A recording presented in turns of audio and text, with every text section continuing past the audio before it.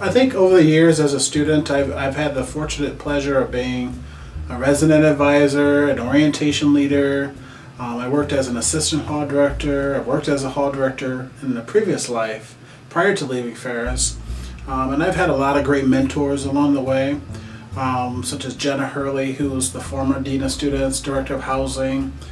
Tom Walsh, who was the Dean of Students before her and Director of Orientation. So I had a lot of models that encouraged me to go into the profession, and they've tracked me down throughout the years when I was working at other schools, and decided that Ferris is a very warm and welcoming place to come back to, especially when a lot of my professional growth and development was based on the foundation that I had here.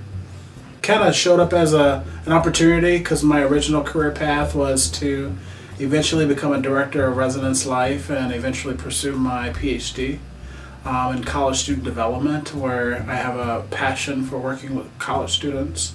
And the fortunate part about it is that I was asked to be interim Dean of Student Life when Jenna Hurley, the former Dean of Students, stepped down from the position. And then almost a year later, I became applying, of course, the Dean of Student Life at Ferris. So it's like one of those things where I hope to have accomplished a lot of other things along the way and then eventually become Dean of Students. But you never, there's a reason for everything. And there was a reason why I became Dean of Students at that time. A lot of people say it's because of my temperament, it's because of my interest in students, it's because I care, it's because I value the whole idea of challenge and support as it relates to students. And I'm a true believer in students growing and learning and accomplishing their goals. As Dean of Student Life, I supervise the Director of Student Conduct, so oversight of the Office of Student Conduct. I supervise the Director of Career Services, so therefore I have oversight of the Office of Career Services. I also oversee new student orientation. But I also have a lot of people say that I deal with the good, the bad, and the ugly of student issues. So I'm actively involved in the threat assessment committee, the behavior review team for the university, so emergency response kinds of activities. I am actively involved in policy development around student issues, the student life experience as it relates to students having a rewarding Ferris experience. I like to think one of my roles as Dean of Student Life is to make sure that we have a healthy community of vibrant student leaders on our campus. And what better way to do that than to make sure that there's experiences or programs or activities to help encourage those kinds of experiences. It's never a dull moment. There's always opportunities to be challenged, but there's a lot of growth that occurs. When I wake up to go to work, I know that there's something exciting going to occur. I know that someone's going to need me as the Dean of Students, which is why I have an open door policy, which is why I try to be visible on campus. I try to let students know who I am. One of the exciting things that I get to do at the beginning of every fall semester is to write a letter to students that's posted on the website. My picture gets on the website, and I can't begin to tell you how many students comment or stop me along the way when I'm walking around campus about my letter or who I am, or they're excited to meet me when I show up in a classroom because they've had the connection with that letter, or they've seen me at an event or activity. So I spend a lot of long hours, but my job is a lifestyle, and I didn't plan on being an 8 to 5 administrator, because students come alive in the evenings when they've been in class and they've been engaging all day in their classroom or their majors of choice, but then they get to be involved in evening activities, they get to go to events around campus, and I get to interact with them during those times. So those are things that keep me young, in a sense. I think we're always faced with limited challenges of limited resources. I wish I could have $1 million to create all the experiences that I know our students could have here. But realistically, I think it's in the intentional things that we do for students. It's in the intentional programs that we create, or the opportunities that we provide our students.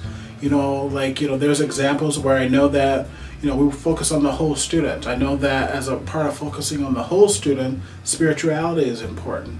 And we don't talk about that, even though we're a public university, but we can provide opportunities for students to have that connection, which is why we started the spirituality fair. We know that it's important as a part of our core values is to focus on diversity. So that's one piece of diversity that we don't talk about. So looking for those intentional moments are looking for those opportunities to collaborate with other offices to meet those financial or limited resources, because when we come together, we can accomplish so much as it relates to creating activities or programs. I look to RSOs such as Entertainment Unlimited, or student government, or You Beautiful Black Woman, or the Office of Multicultural Student Services, or the International Office, to figure out how can we connect together to create some intentional programs. Another example is the Office of Student Leadership and Activities partnering with the Office of Career Services to develop the annual Leadership and Career and Leadership Conference. That's in their second year of doing that. So it's those little things that make a big difference for our students. I think one of my biggest goals is to make sure that I'm ahead of all the issues that could potentially impact our students, making sure that we're being creative in our thinking, we're being strategic in how we go about creating programs and activities, making sure that all those things are connected to the mission and core values of our university, making sure that we're being good stewards of our resources so that we can have long-lasting and memorable experiences for our students. I think just coming together on, like I said, from a collaborative spirit helps to impact our students. I've seen our students are more involved, they're more service-minded, they're more driven, they want to get their bang for their buck as a part of the leadership experience. I know that they're chronicling and documenting their leadership experiences more so than they did when I was a student. We didn't have OrgSync, or we didn't have the co-curricular transcripts. We were just trying to build our resume. And I think making it important for students today is to start from your first year as a student, to start building your resume, start building those opportunities that's going to allow you to have some transferable skills. And I think our students are more cognizant of that as a part of what's going to happen when I graduate. Am I going to have the skill sets that's going to help me become marketable, that's going to help me, compete with other schools who are pursuing the same job. So making sure that we're providing those options for skill development, and our students want that. Our students need that. They want internships. They want transferable skills. They want to be involved. They want to give back to the community. Not to say that didn't exist in 1996, but I think there's more structure around that. There's a campus culture that supports those initiatives. We have the big event that student government does at every spring semester. You bring hundreds and hundreds of students or thousands of students together to help the community. That's one example of service to their local communities. Or you have students who are competing for 125 medallions from doing 125 hours of service. Those kinds of things didn't happen in 1996. Even though we were collecting canned goods and collecting donations and things like that, that'll never go away because our community is going to always need those things.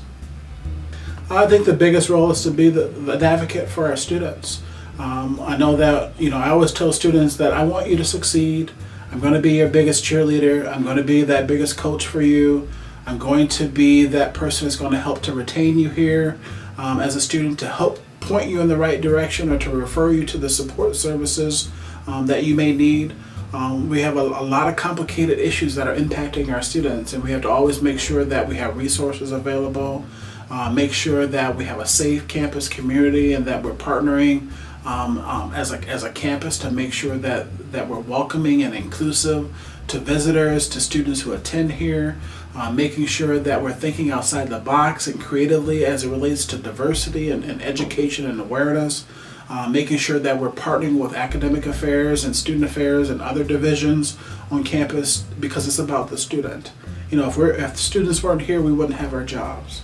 And so I like to think that we're investing in our students as an institution, so why not be intentional, why not be purposeful in making sure that they're going to leave with that energy and that school spirit and that Ferris pride to pass on to other people as a proud alumni, and making sure that our students are excited about being here, that they're not going home on the weekends, that they're actually giving back and actively involved throughout the week and not just Monday through Friday.